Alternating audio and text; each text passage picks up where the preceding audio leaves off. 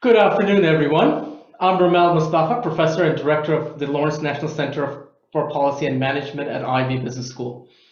On behalf of the faculty, staff, and students, welcome to today's event, Making It Work, Minority Government, Major Challenges.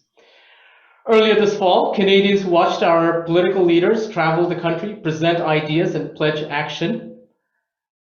The election uncovered a growing disconnect within the electorate and an increased tension between political rivals. The result? Another minority parliament and minimal changes in the overall makeup of the House of Commons. Yet, as Canada makes progress in containing the pandemic and the parliament resumes later this month, Canadians have heightened expectations of the government's ability to advance a number of critical policy areas to build back better. Against this backdrop, what do the election results imply for public governance in Canada? How can the government make the minority work? In particular, how can politicians build consensus to push policy making that promotes national competitiveness and economic development for all Canadians? What role is there for other stakeholders, including businesses, academia, and other nonprofits in that process? This policy agenda is at the heart of our center's mandate. Today, the center is delighted to have a panel of distinguished and accomplished Canadians with extensive experience in representing citizens and in the development of critical economic and social policies during challenging times. They will share their insights and perspectives on the recent election as well as consensus building for policy making. Joining us is the Honorable Christy Clark, former Premier of British Columbia. Ms. Clark was the longest serving female Premier in Canadian history, holding the position for over 6 years. Currently, she serves as Senior Advisor at Bennet Jones, offering her clients insights tied to her vast experience in infrastructure, Canada-Asia trade, natural resources, social license, and Indigenous relations. Please join me in welcoming Christy Clark. Thank you. Also with us today to share his expert views is the Honourable Senator Hassan Yussuff. Senator Yussuff is the former President of the Canadian Labour Congress, the first person of colour to lead Canada's union movement. He also served on the Government of Canada's NAFTA Council and its Sustainable Development Advisory Council. Senator, it is a pleasure to have you here today. Thank you, and of course, I'm delighted to be here.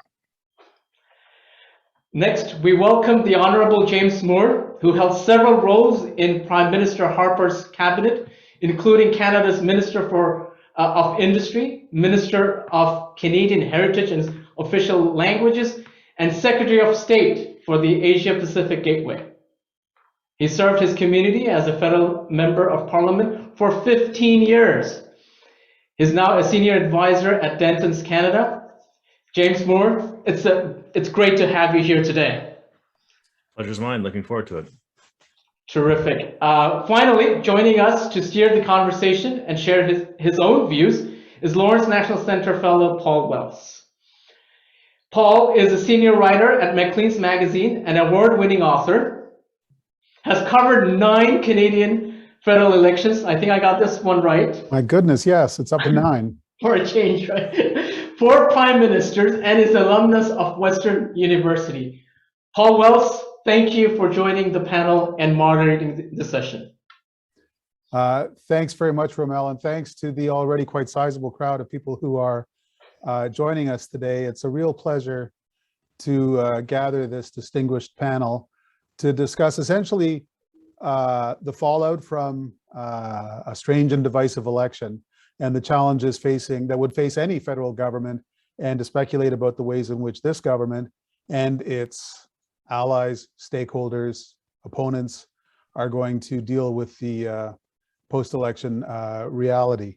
I should note already that I think we can rally a consensus around the notion that James Moore wins the background prize, because I believe that's a Bartlett for America poster behind him from the West Wing. So that's pretty good, James.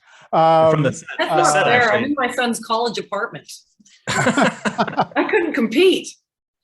Well, and by the way, Paul, you're for in- political junkies, season 6 of West Wing was actually filmed in Port Perry, Ontario. Really? That's where that's from. Christy Clark, are you in Chicago? I'm in Evanston, yeah. Wow. And where your son is attending Northwestern University. And Hassan, Yussuff, it looks like you might be in your Hill office. I'm in my Hill office, yes, right here. Well, very good. Which you currently occupy under false pretenses because you're not yet actually in the Senate.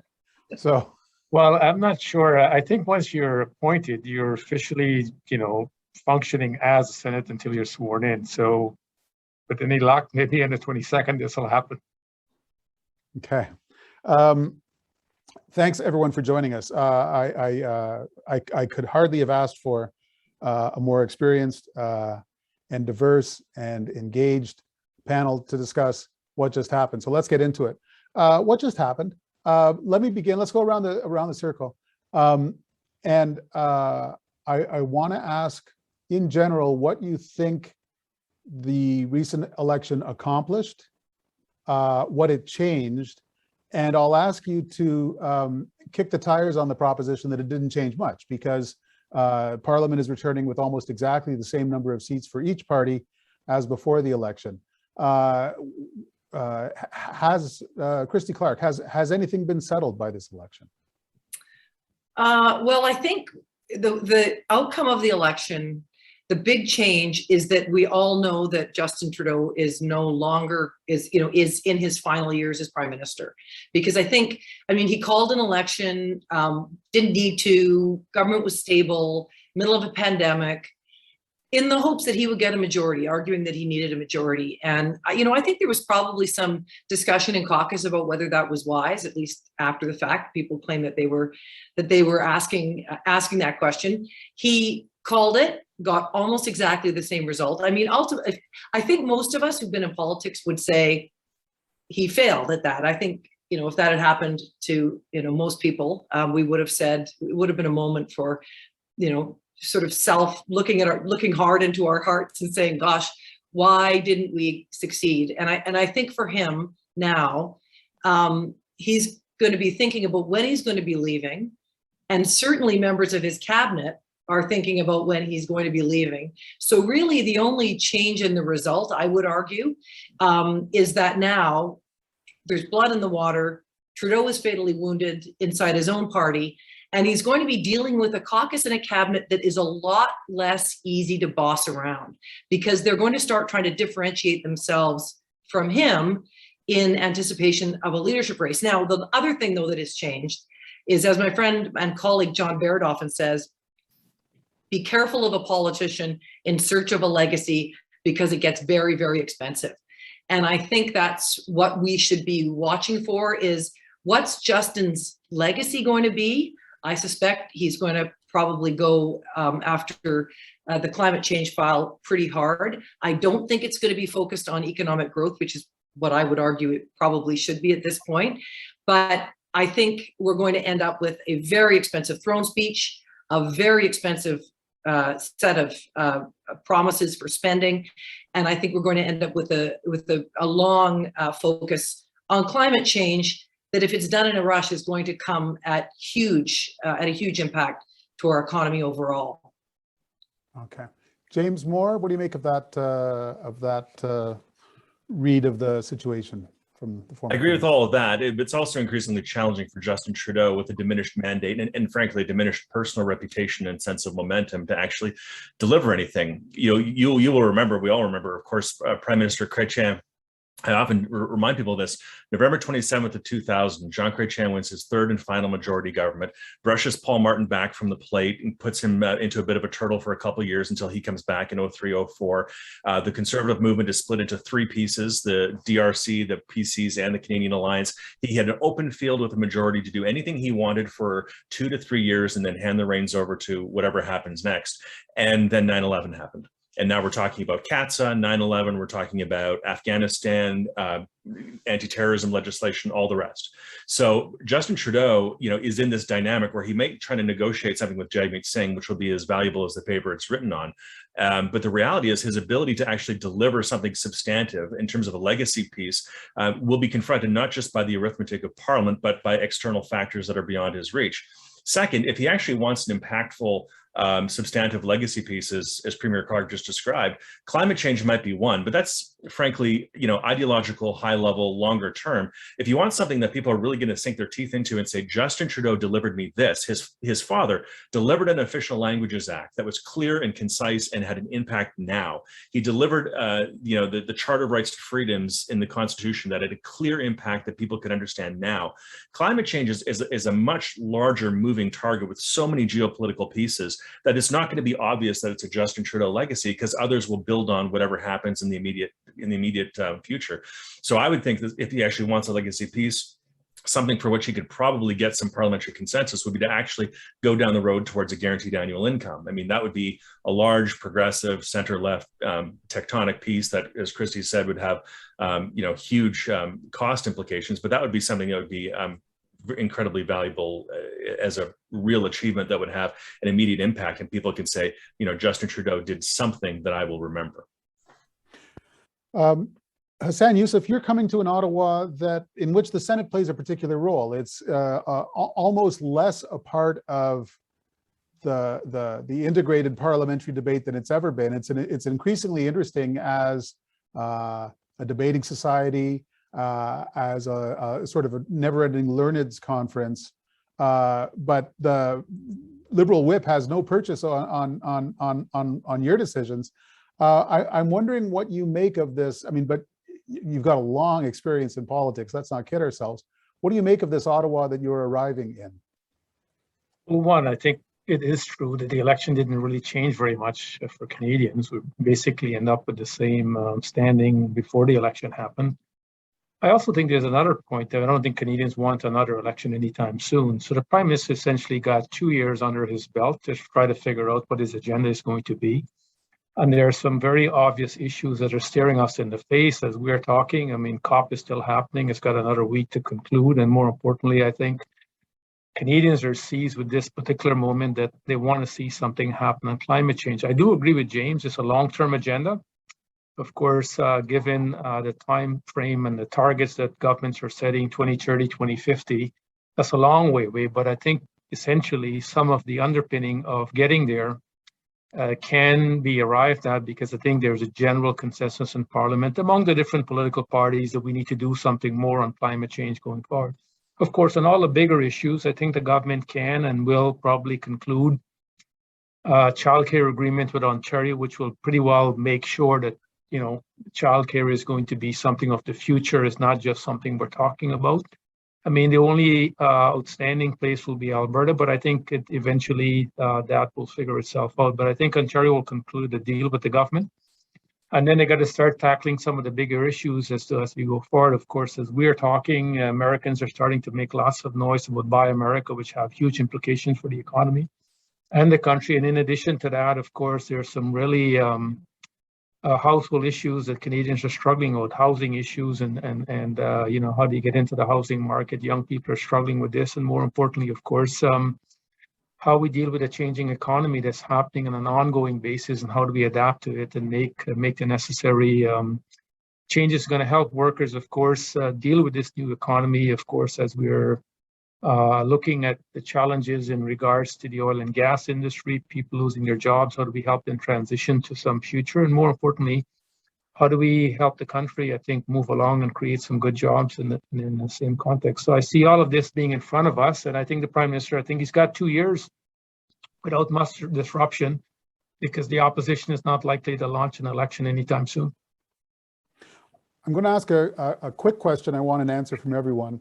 And then I've got a slightly more sort of contemplative answer. Will Justin Trudeau lead the Liberal Party at the next election? Christy? No way. I mean, he's well beyond his best before date. His polling is not great.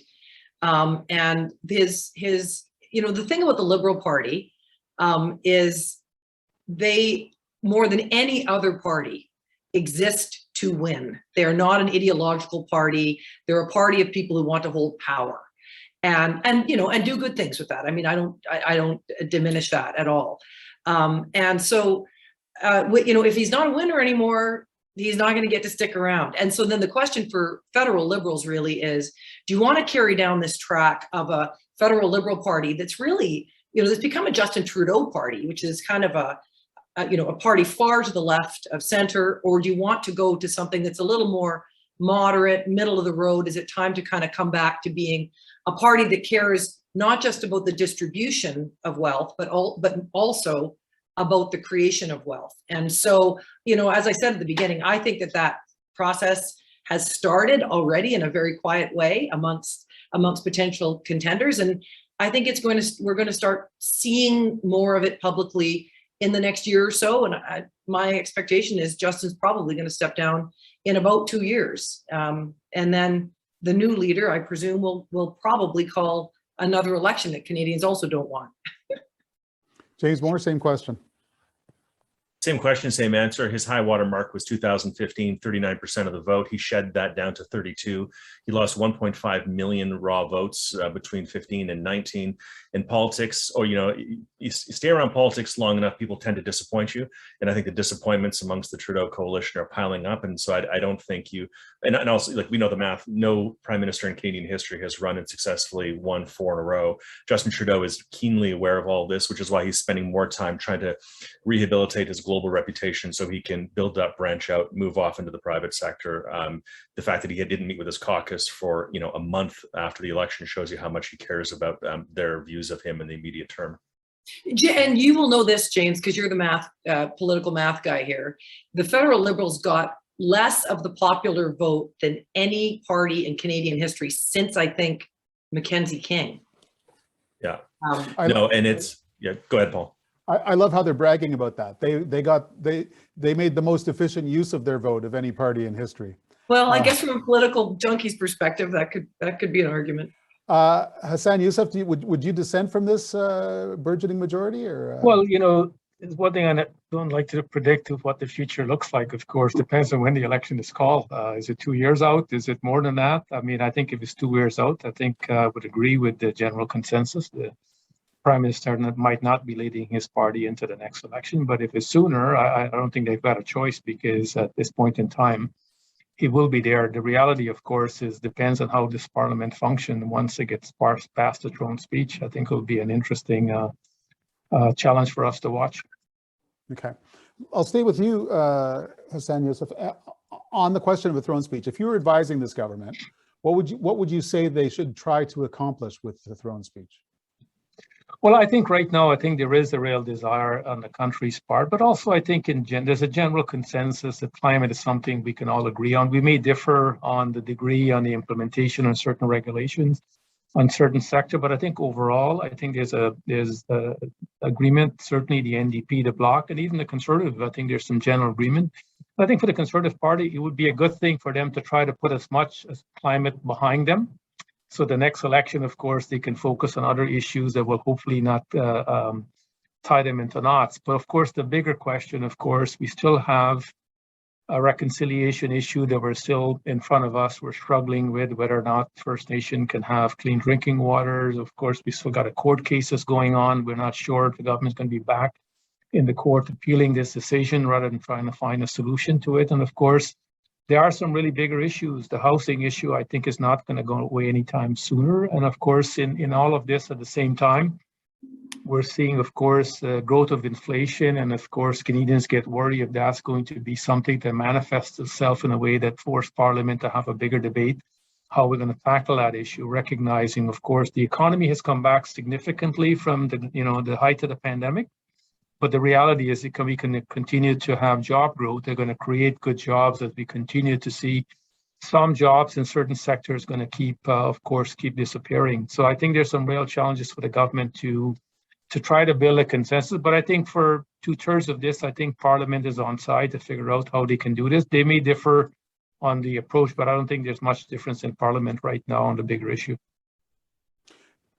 James Moore, you've sat through, or I was going to say you sat through a few throne speeches, but I believe you stood through throne speeches at the bar of the Senate. What do you think should be in this one, and what do you expect will be in this one? Well, there's the public-facing veneer of what the throne speech presents, and then there's actually what's happening on the back end. So the back end first. The back end should be the government should look at all of their portfolios now that they've had their cabinet realignment, doing their mandate letters. Is the phrase that we had going into an election year when I was in cabinet, is to say, keep the lids on the pots, keep all lids on pots, no surprises, no unforced errors, deliver on your mandate letters.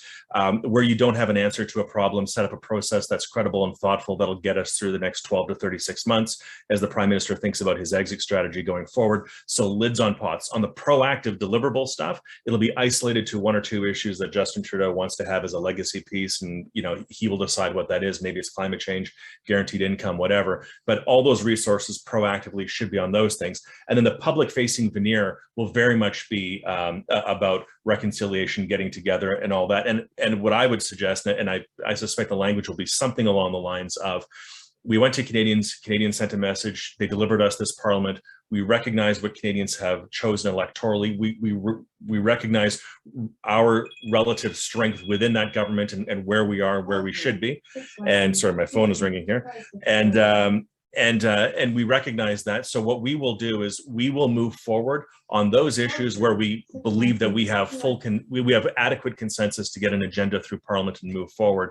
And we will govern responsibly in that way and sort of give Canadians that reassurance through responsible, measured action that we know you don't want an election. We kind of know we didn't want the last one. We're going to govern so we don't get to another one. It won't be on us if it happens. And we're going to managerially move forward and get past COVID. And I think that'll be the presentation. Okay. Christy Clark, I assume by now there would have been several throne speech meetings, planning sessions, rough drafts. What do you think those conversations are turning around? I think it'll be very much run by the Prime Minister's office. Throne speeches always are. And although we pretend that the Lieutenant Governor or the Governor General has written them when he or she presents it. So I think again, James and Hassan are quite right. Childcare will be front and center for sure. They really want to deliver on that, and I strongly support that. I think that's the right thing to do, because we need to get women back into the workforce. But I do think it will be focused on other legacy things. And I do think that climate change is going to be a major focus for Justin. I just don't think it's something he can let go, and which is good, because we all support fighting climate change. I think, the thing that I would love to see in the throne speech, which we probably won't, would be an olive branch to workers in the country who are in the resource sector, and to provinces in the West in particular, because I think it would be a shame if Pierre Trudeau's son leaves office and leaves the country broken, which is, I think, kind of where we're at. The Prime Minister really needs to stand up and start talking about the things in Canada that bind us together. What do we have in common? Not what are our differences? What is it that each province contributes that allows us to work as a country? That, I would argue, is the single most important job of any Prime Minister. And Justin really hasn't, kind of filled those big shoes that his dad had in that respect. I would love in the throne speech to see him start talking about Alberta, British Columbia, Saskatchewan, Manitoba, and all the other provinces in a much more positive and uniting way. And when he leaves office, to leave us more united than we are today, because I really do think that the Federation is creaky and close to breaking. So I want to stay with you on that, Christy. A throne speech probably isn't really the venue for that to happen. So you could begin to lay that groundwork with some language that will. But in the nature of things, most people's eyes are going to glaze over. What is the venue for advancing this sort of positive exit agenda that you've been talking about? Would it be a First Ministers Conference? Would it be what sort of thing?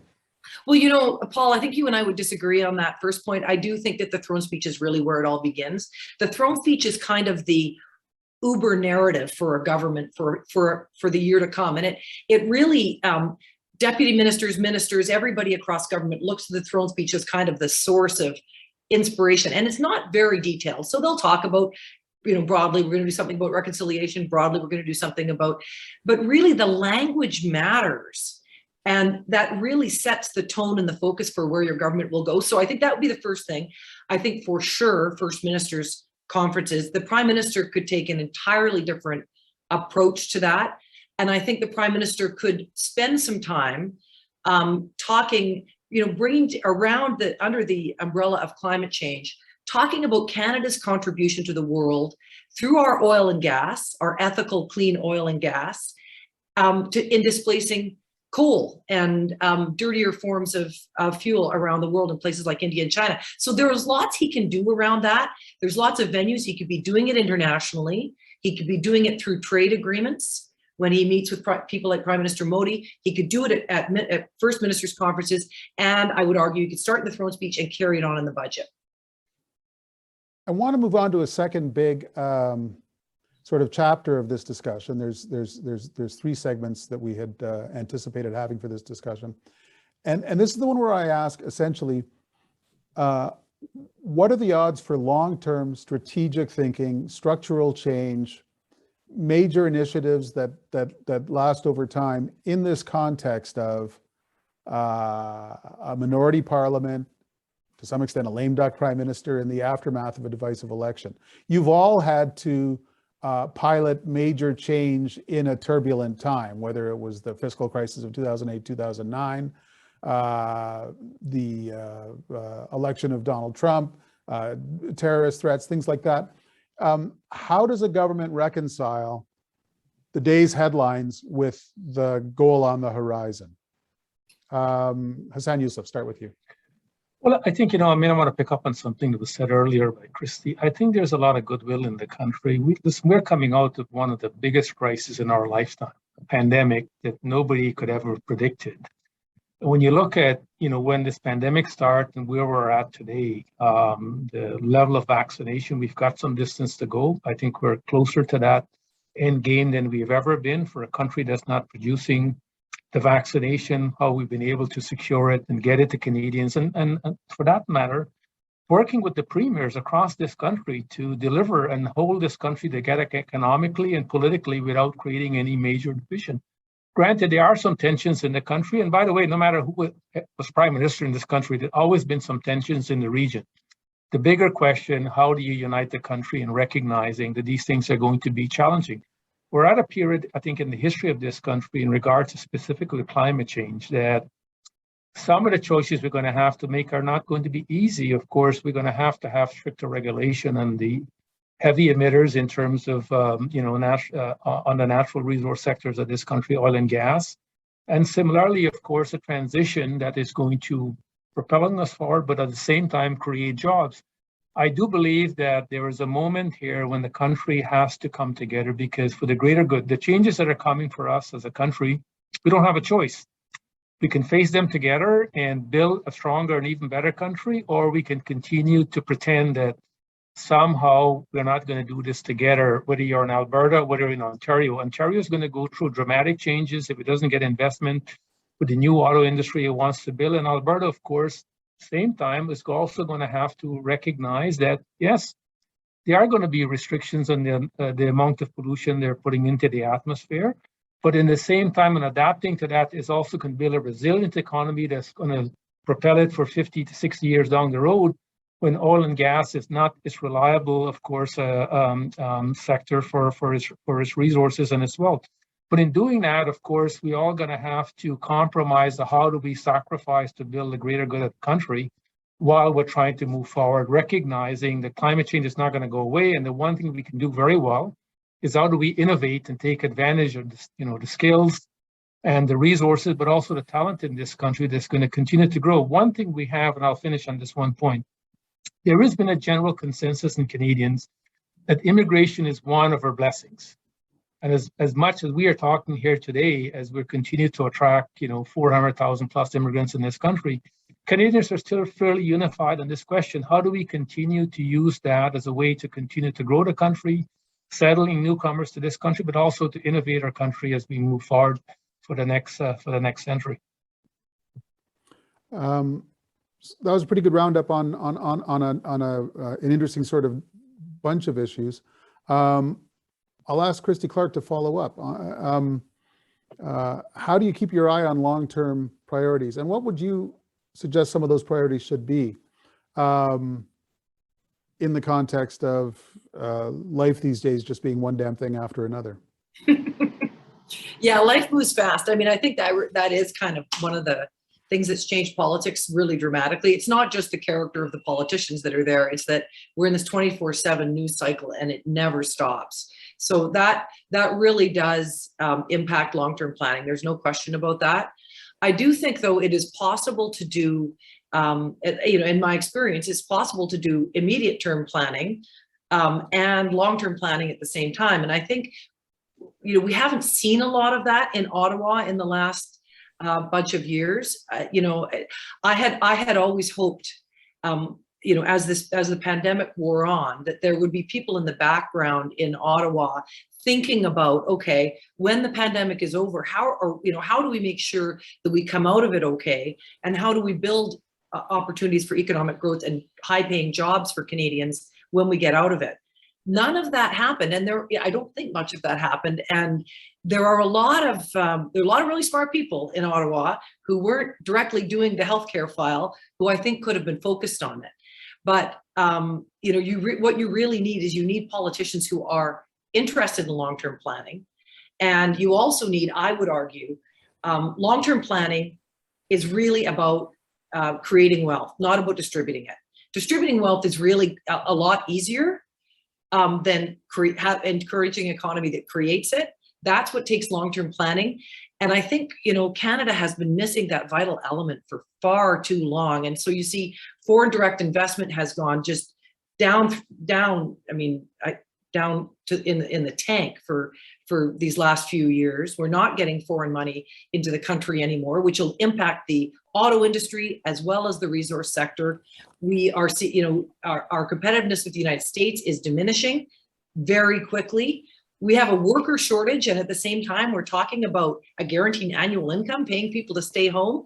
I mean, I feel like it's possible to do it. It just hasn't been happening. And that's really a choice of politicians.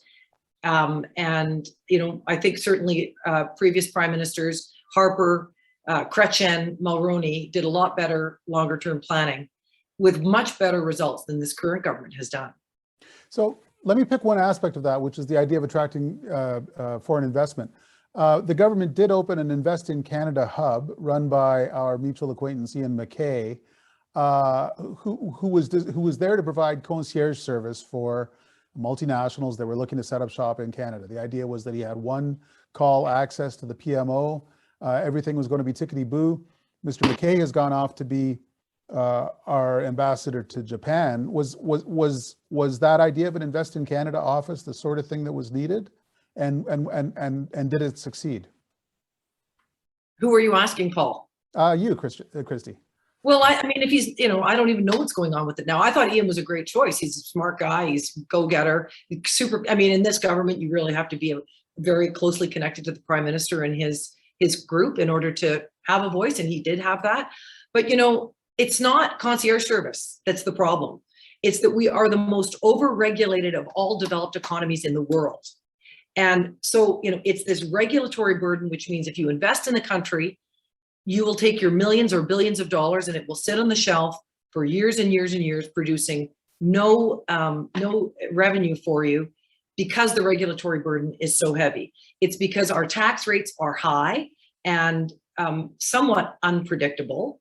And it's because we don't really have a transparency in the way rules are made, because the Supreme Court is constantly, and the federal government in responding to the Supreme Court is constantly changing the rules of the game and the goalposts. So people used to see Canada as a very stable place to invest. Rule of law, English is the language of business, competitive taxes, all of those advantages have been lost to us. And that's a big problem for us right now. A very, very, very big problem. And so I don't care how many concierges you have at the front door of the hotel. Nobody's coming into the hotel if you don't know when your room service is going to come and you don't know what your room rate's going to be. Excellent travel tips. Thank you. James Moore, again, on the general theme of reconciling daily catastrophe with the need for some kind of long-term vision and delivery. There What are priorities lessons. would you put on that long-term list, and how do you think these guys are doing?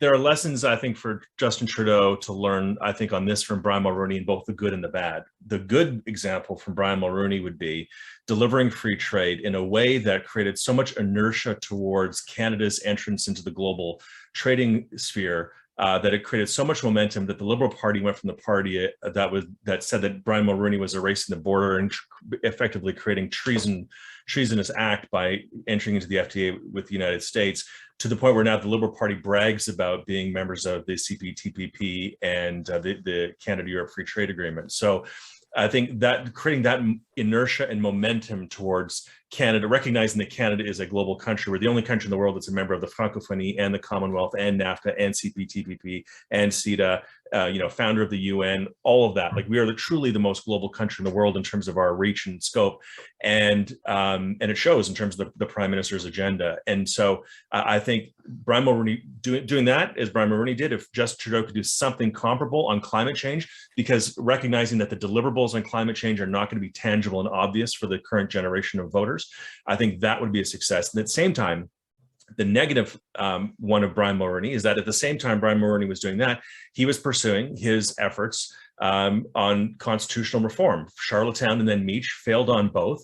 And the public just said, my God, like, I have real issues and concerns and anxieties about the Canadian economy. It's falling apart, the 91 recession, and you're pursuing Charlottetown and Meach, of course, in reverse order, but you're pursuing these internal facing constitutional issues.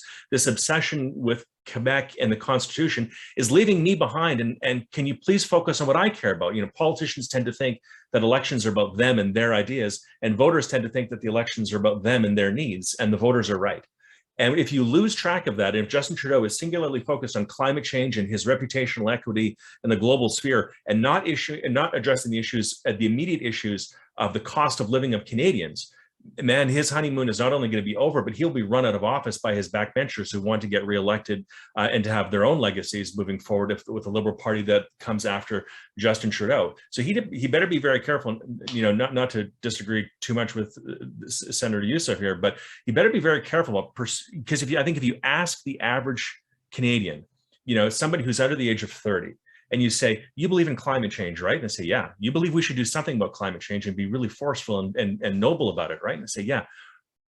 But you kind of want to own a home and have a retirement plan too, and a good job, don't you?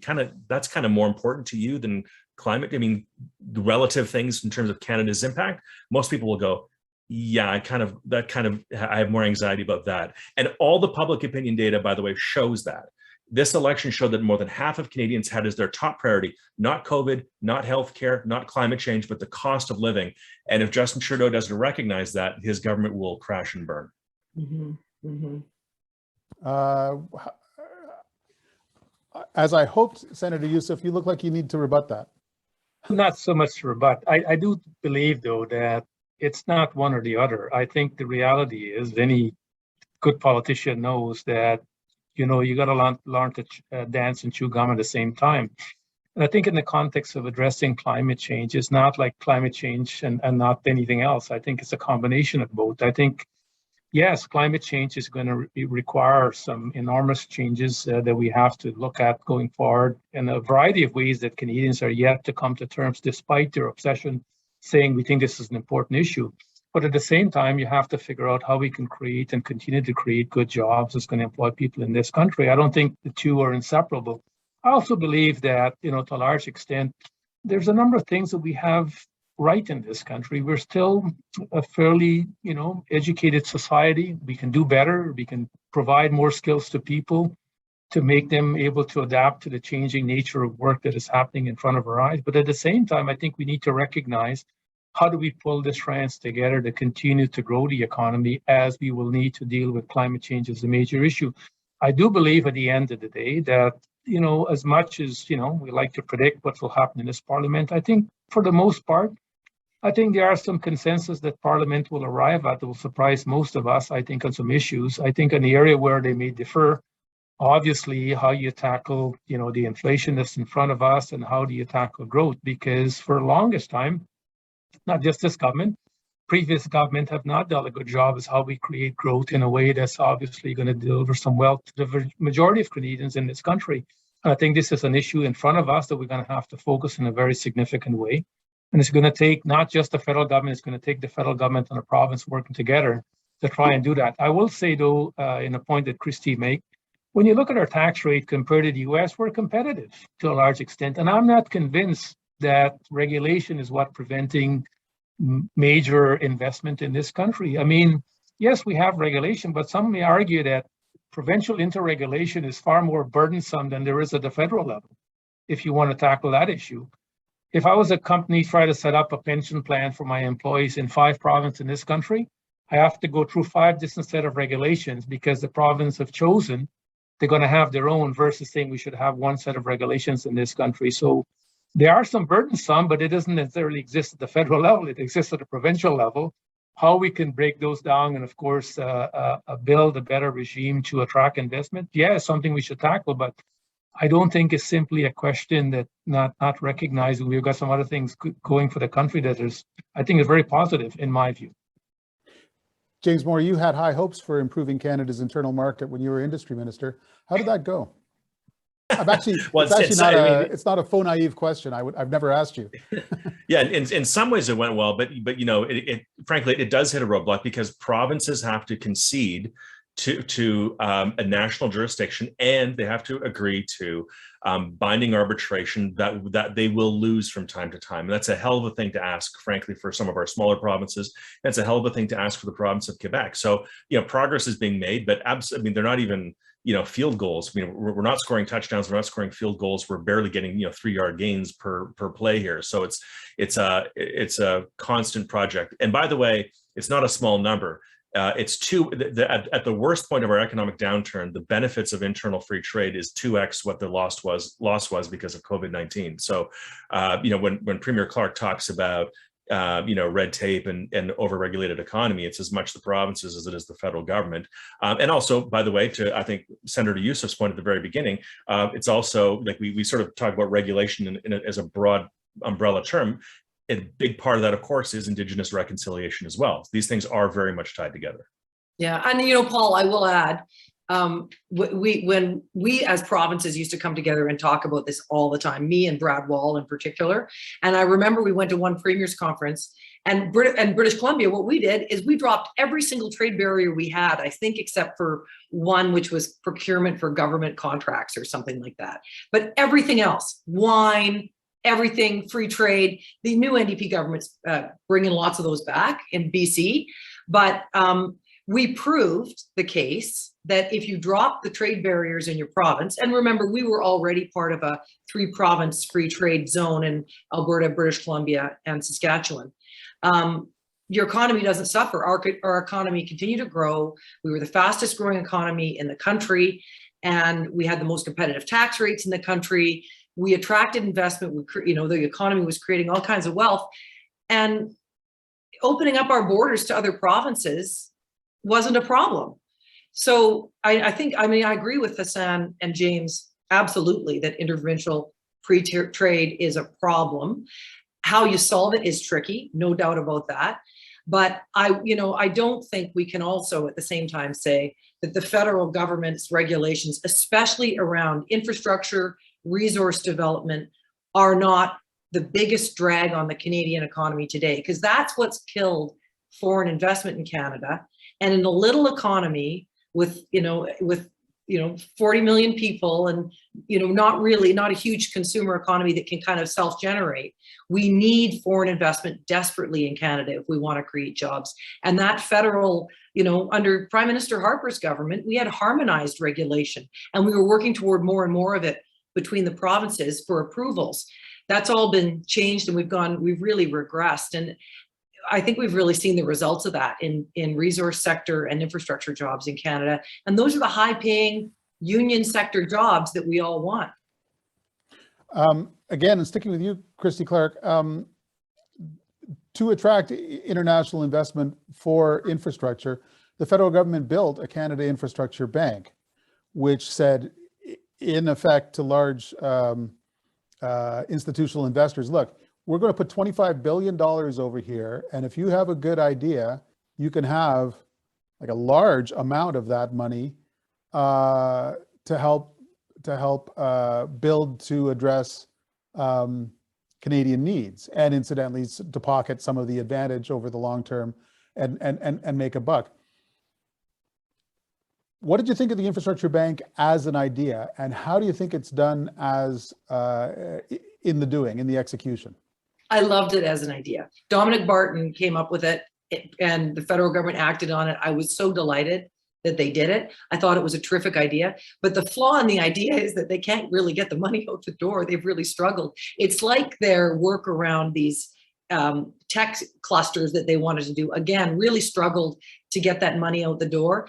And it's really part of the flaw in in the federal government's approach to the federation, which really the economic units in this country are the provinces.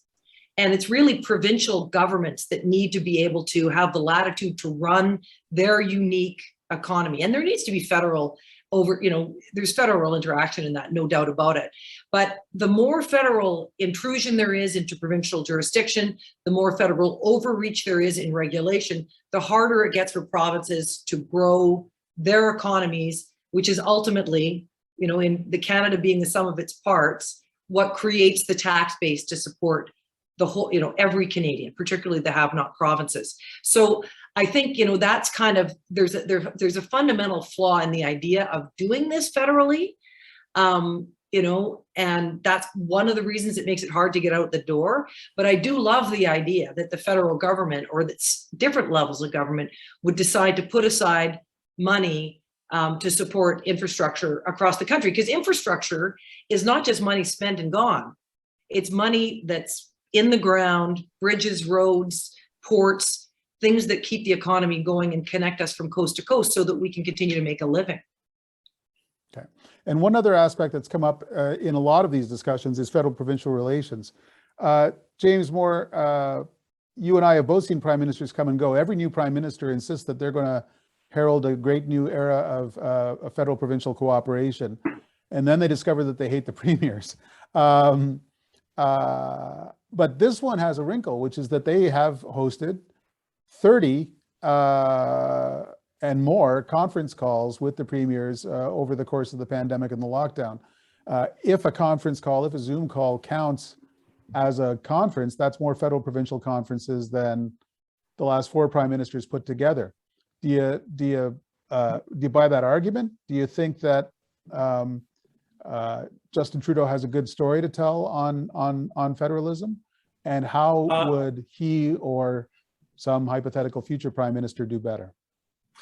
Yeah, I'm trying to think of the best analog for this. I mean, we can limp along, and certain things like a good economy or a bad crisis like COVID forces you to sort of paper over some of the structural problems that exist in federation, right? So if we're focused like just a combined laser beam, federal, provincial, everybody's in coordination on the big stuff, whether it's PPE, vaccination regimes and all that. And you give the provinces the flexibility to decide whether or not schools will be open and what their mandates will look like, which is how a federation should work. And by the way, it's where I think generally work very well. Then because you're focusing on this one big project, it allows you to push aside some of the other structural issues that are still there and beneath the surface. So that's good. It's sort of like a marriage where you say, we've kind of lost touch. We're kind of drifting apart, but let's just focus on the kids. Can we focus on the kids? If we just focus on the kids, we can get to the next sort of hurdle of things. And I think for Canada, we've sort of gone from the focusing on the kids for a long time. And there's a lot of real structural tensions that exist beneath the surface that we don't really talk about, right? So as you say, you look back at Justin Trudeau in 2015 when he was lecturing Stephen Harper, and he said, the reason why this country is so fractured is because you haven't had a meeting of the Council of the Federation. I will have a meeting of the Council of the Federation, and I'm going to make that habitual, and this country will be so much better off for it. And here we are now, 6 years into the Prime Minister Justin Trudeau's mandate, do you think the country's better off? Do you think Albertans are feeling more connected? Do you think Quebecers? Do you think Newfoundlanders and Labradorians? Like, do you think Indigenous population, it feels more reconciled as part of Canada? There are no cheap, quick, easy fixes to this. And I think that we blur some of those structural conversations. Now, because we tackle challenges like reconciliation like COVID-19, it gets us down the road towards federalism and reconciliation generationally. But we shouldn't have to have these projects and these crises that have to remind us that we're better off together than we are apart. But it seems to be the way in which we sort of rattle down the road of our 150 plus year of history of deciding to stay together for the kids. Okay. Let's move to the last discussion, which is what everyone, the role that everyone is going to play who isn't part of the Trudeau government. Hassan, Yussuff, I'll start with you. There are more opposition MPs than there are governing MPs. At least a couple of the leaders of those parties hope to be prime minister at some point. What's their role in this aftermath of a messy election, in the period where unfortunately we have to focus on governing before we get to go back to another campaign? What role should the opposition parties be playing in advancing national goals?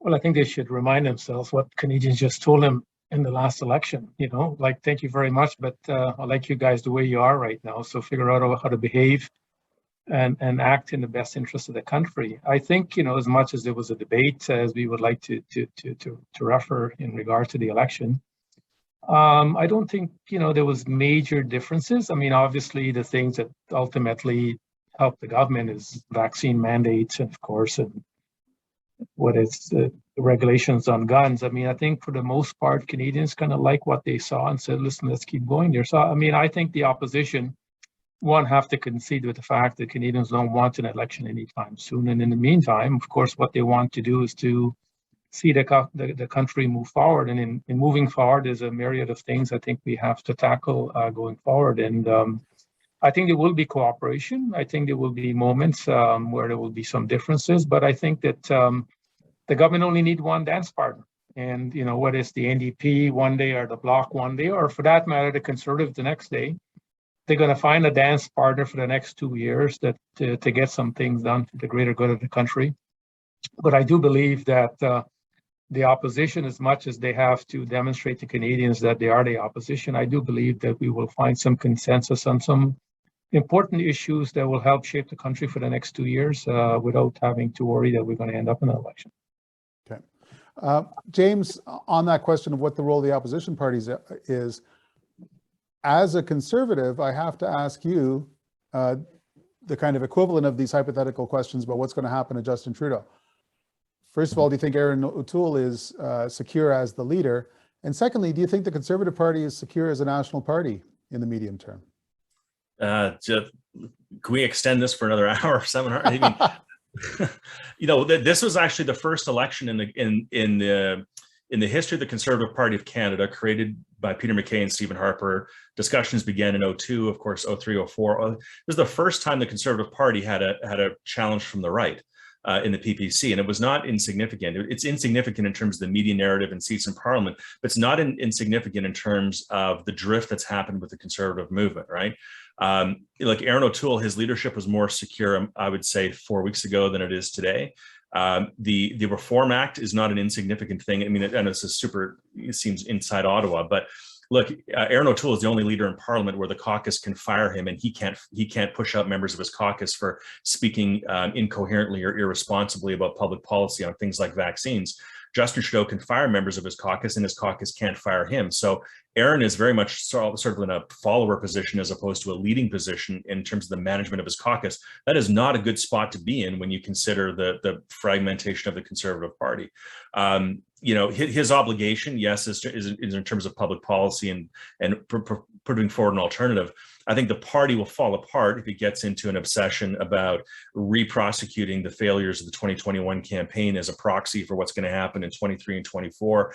They really do have to provide a vision for the future. The good news for the Conservative Party is that we are going to shift from an obsession of the public focus on the government as being the center of our problem solving because of COVID-19, and it's going to be much more of an economic focus going forward, as Premier Clark described, and that should be generally advantage conservatives. But if the party is incoherent and is falling apart because of this imbalance that they have because of the Reform Act, because Aaron O'Toole can't lead or won't lead, then the party is going to look completely incoherent and unworthy of governing Canada.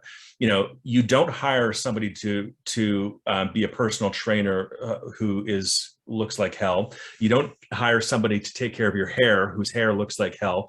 You don't hire somebody to be the government of a G7 country when their own internal management looks like hell. And right now it's starting to look like hell.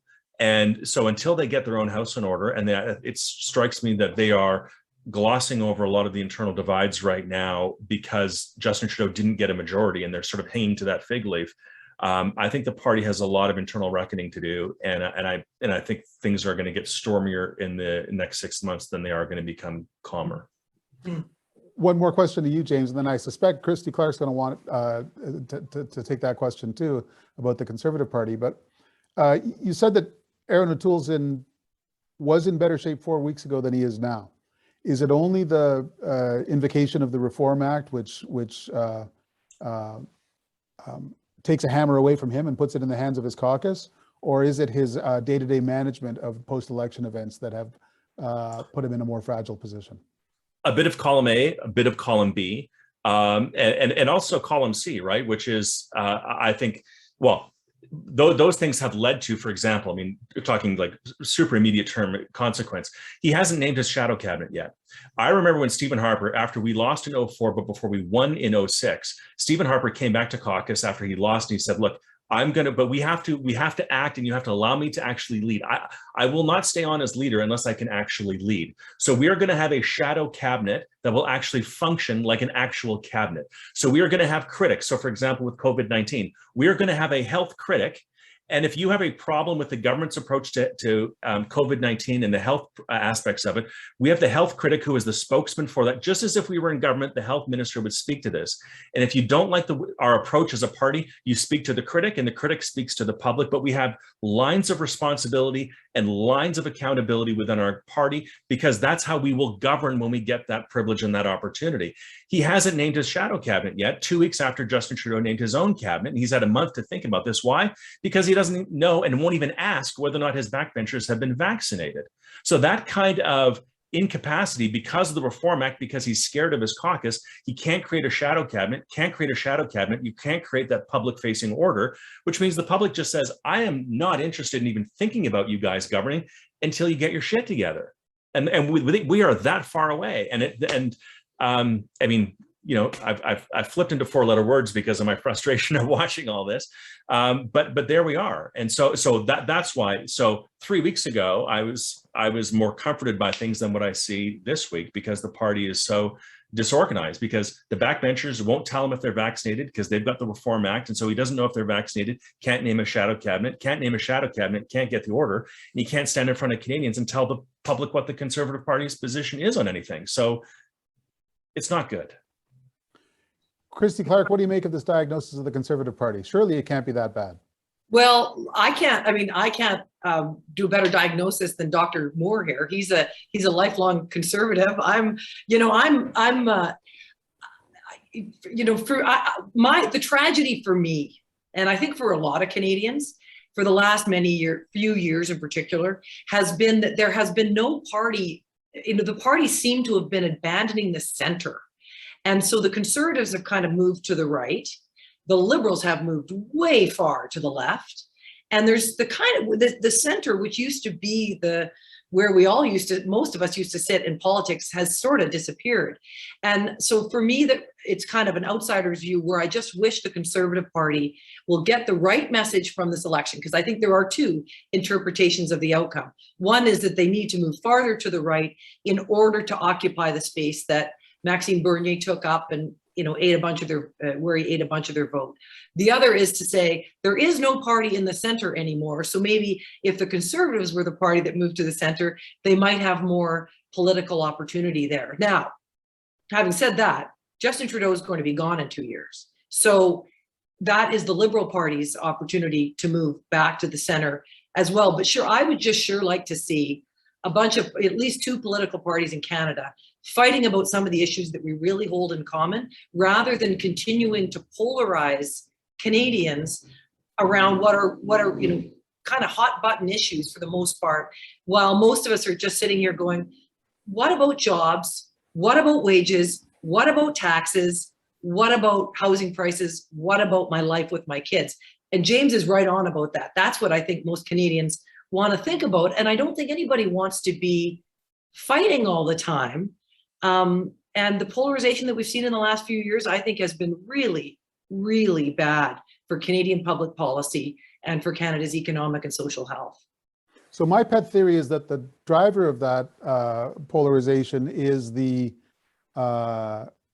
removal of public subsidies to political parties, so that the only way that political parties can raise money is literally by hitting the hot button and by writing to their supporters, their most excitable supporters, and say, you'll never guess what the other side is doing. Please send us money so that we can stop them. James, do you buy that? I get the impression. Well, British Columbia, John Premier Horgan just reinstituted public financing for political parties. The BC Liberals agreed to it. So look for that tonic to wash over and have nothing but calm coming out of British Columbia, Paul. Excellent. Christy, I mean, one thing it has definitely done, and Hassan could speak to this, I guess, is it has really, for New Democrats internally inside their party, it will ultimately really diminish the power of unions in terms of the voting structure of the party and how much influence they're going to be able to have. And, I'm not a New Democrat, but I'm sure that, the traditional arguments between hard private sector unions in the resource sector and the environmental activists on the other side is, it's certainly given a hand up to the folks on the kind of what we used to call the loony left over the kind of the over the unionized sector, which has for a long time controlled the New Democratic Party and had a real hand in the fight there, and not to the detriment of the country, I would argue too. I think that's been a really important voice for working people. Hassan, I know you want to, well, just go on ahead. I've got a question for you, but you've been waiting patiently. Well, just on public financing for political parties, I don't think that in a democracy that we, all celebrate and pride ourselves in what we try to build and try to make it more perfect, that public financing is a bad thing. I think it's a good thing for our society. And I think political parties, as much as they compete with each other, giving them subsidy for getting votes is not, I don't think it's the end of the world. They get a subsidy in any event, you get to write it off your tax. It's still taxpayers' money, by the way, that we're using. So I don't think it's a bad thing. I also think that, both union contribution and corporation contribution should be banned outright. I don't think either group should be giving money to political parties. I think at the end of the day, they should be competing for ideas and how to motivate their members more so than writing a check. Because the check just makes people lazy, and more importantly, it doesn't force them to actually secure anybody from doing anything. But I think to a large extent, we did have public financing at the federal level. Prime Minister Harper, of course, decided to get rid of it because they had a better machine to generate support for the party. But I do believe it's not a bad thing. And more importantly, I don't think it makes political party lazy. I think it makes them competitive. I do want to say, though, in regard to the challenges the Conservative Party are facing, I think there is the question the Conservative Party's got to figure out is the version of the Conservative Party that Erin O'Toole campaigned on in this last election. Is that the version they want to unite them to fight the next election, or is there something else? Because ultimately, I think Erin O'Toole provided a vision that some will not say publicly that they highly disagree with. And more importantly, can they hold that together for the next election? Because at the end of the day, he presided probably a more progressive vision of the Conservative Party than we have seen in a long time since the merger. And I believe that's really where the chasm is right now between the leadership and the caucus and some members in the party. Mm-hmm. Mm-hmm. I agree with that. One more question on public funding. The end of large union contributions to political parties happened during your time in the labor movement. Did it produce a situation where political parties, and especially the NDP, were less likely to take your calls? I never thought it really mattered. I mean, I think there's a lot said about whether, premiers or NDP leaders take call from union. I didn't wake up in the morning and worry whether Jack Layton took my call or Jack Meetsick took my call or whatever premier. Ultimately, I relied on the membership to get their attention if they weren't taking my calls. And I think the reality is we have a membership. Well, I was at the Congress, it's 3.5 million members strong. If you can motivate them, you can cause a lot of people grief, not just NDP leaders, by the way, or premiers for that matter. But ultimately, you have to have them on side. But I do believe there's a number of union leaders who felt that diminished the influence of the union movement within those political parties because you weren't able to write the checks anymore. You weren't able to take that special phone call or get invited to a dinner. That stuff never really mattered to me in regard to how we did our work. For the most part, I think it was trying to figure out, is this a good idea and can I get you to support it? And I think at the end of the day, the more that you can ban union financing and corporate financing to political parties, the more hard work we'll have to do to convince that you're representing the members. Paul, can I give you a concrete example of that in British Columbia?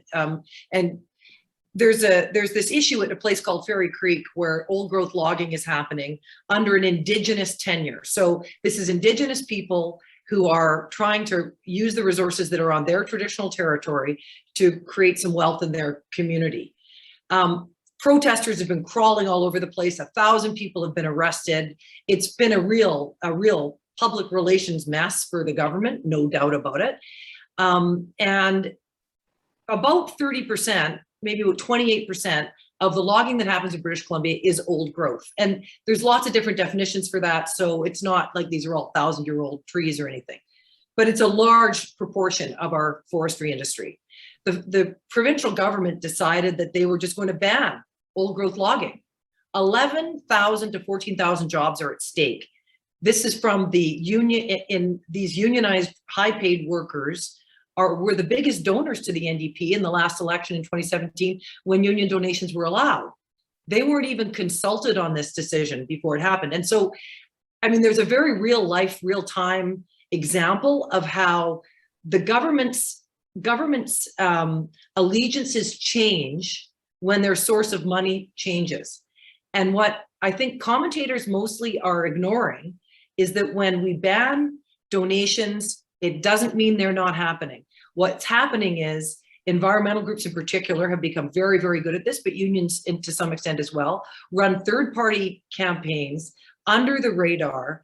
They spend millions and millions of dollars trying to influence people's votes for partisan purposes. None of it has been reportable. None of it is disclosable. And all of it goes under the table to benefit political parties in the country. And I would argue it is much better to have the downside of union and corporate donations in politics and at least have them be seen and be known by the public so that voters can know who's trying to influence their politicians than the way we have it now, where it's all secret, it's all under the table, and nobody gets a chance to see it. Yeah, there's a James, there's a liability that comes with any donation. Premier Clark is right, but I mean, I prefer the current system. And also, like, let's also not overstate things. Like this is not the cost of politics has actually come down dramatically, right? I mean, you know, the days of having to buy massive signs, having to do big newspaper and radio and television ad buys, that's all disappearing. There's a big flattening of democracy in Canada in terms of the cost of campaigns. You know, Aaron O'Toole won the popular vote and he spent half the campaign in a television studio in Ottawa. And I think that's going to be increasingly the norm as we have this continental nation with this massive cost of infrastructure of a leaders tour. So, you know, the cost of politics is actually coming down dramatically. The efficiency and the efficacy of your arguments and the velocity of your arguments is more important than ever before. The on the ground stuff, the Dogwood Initiative and other things that Premier Clark's talking about, that's very real. And, you know, just because, you know, friends of the NDP have been first to be there doesn't necessarily mean that it's undemocratic or wrong. It gets manipulated, the building of lists and all that, but in the fullness of time, and it won't take that many election cycles for, frankly, you take British Columbia, where it's the BC Liberals, BC Conservatives, federal Conservatives, and free enterprise organizations to consolidate lists and voting patterns of people on electoral lists. It won't be that long until people will be segmented. You know, Steve Schmidt, you know, used to say that it used to be in politics that voters chose who the politicians are. Now politicians can decide who their voters are by building their coalitions and building their networks and their data infrastructure. And the left has been first to be there on the hard left side, but it won't be that long in that many election cycles until everybody's going to be there, and political parties, brokerage parties, will be able to choose their voter coalitions because of their capacity to manipulate data. The data economy is also a data political economy. But James, my complaint is that it's not disclosed. I mean, could choose whatever system you want, Yeah. Whether it's, but we can't sustain a system where these donations are hidden and not disclosed. And when you see private interest groups trying to figure out who gets elected, and making huge donations to do so, and the public never knows about it, that is really where we don't want to be, and that's where we are. I agree with that. That's a near-term problem. The data. It's all about databases and data lists, and all of that is it's fungible. It can cross borders. It can sit on servers anywhere, and that's more important than money. My only quick point is that, I mean, I don't want to allow Christy to get away with the fact to suggest it's only union that run third-party campaigns.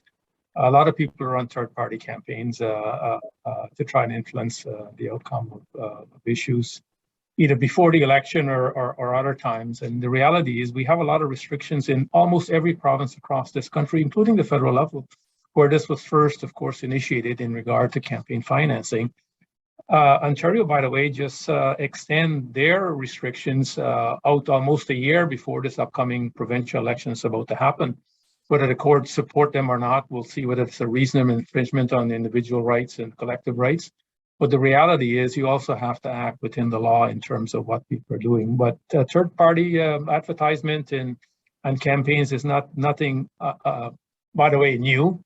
Compared to our friends in the United States, I mean, my God, it's pale compared to what our American friends go through on a day-to-day basis in the United States. We're getting pretty close to wrapping up. Let me just throw one question out there to maybe change the tone in the home stretch. I want each of you to name one trend, development in Canadian politics that gives you hope or optimism for the year ahead, starting with James Moore. A trend that gives me a sense of optimism. Go to Christy Clark first. Geez, a trend for optimism. Young people in this country, which is the next cohort of voters, have gone through more shocks than I think we realize, right? Like the people who are now in their 20s to 30s, they grew up with 9/11 and the cloud of, the threat of terrorism. Then they went to the 08-09 economic crisis. Now they've gone through COVID. They've absorbed a lot of shocks, and I think that toughens them up for a lot of the crises that are to come in the future. And I think that strength, that frankly, the soft generation that I'm a part of the 70s, 80s, and 90s, that we enjoyed a lot of peace and a lot of freedom, a lot of prosperity, and we got very soft. And I think there's a lot of young people who have gone through some tremendous social, political, geopolitical stress traumas, and they've come out of it, and I think they're prepared for the future in ways that my generation wasn't. And I think that's a decent answer on the spot. Okay. Very good. Hassan, Yussuff, does this cloud have a silver lining? Is there a bright side?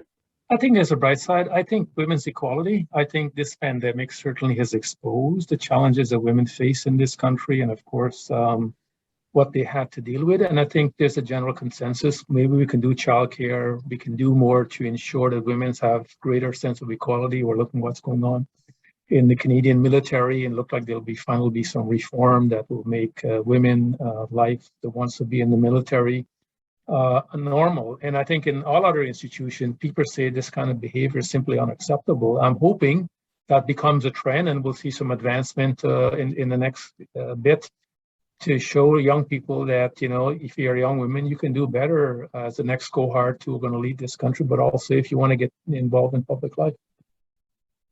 And Christy Clark, wrap it up. What gives you heart?